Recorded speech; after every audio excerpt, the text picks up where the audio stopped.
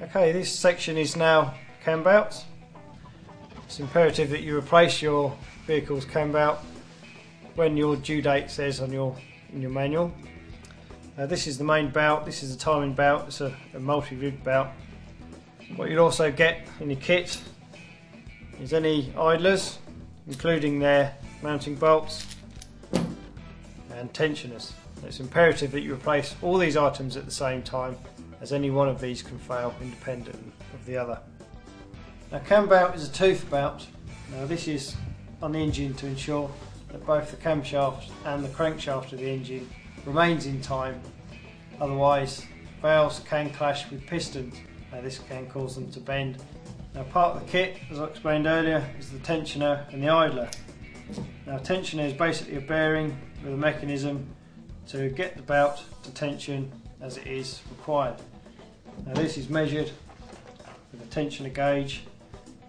This is just one of very many. I think there's about 4 or 5 different types. This is quite a good type as it's small and compact. You can get it into a close fitting engine bay, and this will tell you how tight your engine belt should be.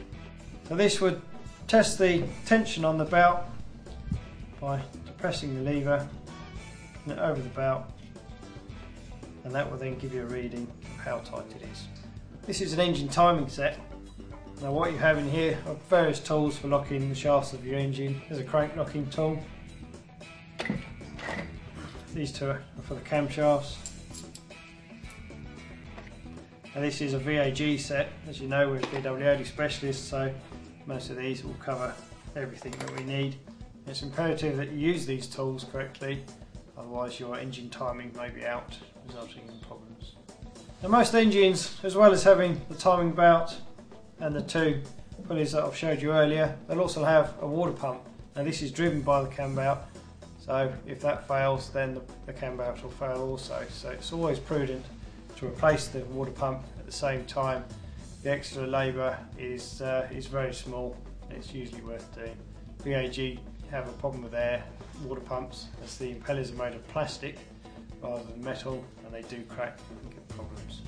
So to finish, my name's Neil Oakley from caresofcrowborough.co.uk. If you have any questions, then please email inquiries@caresofcrowborough.co.uk. Thank you.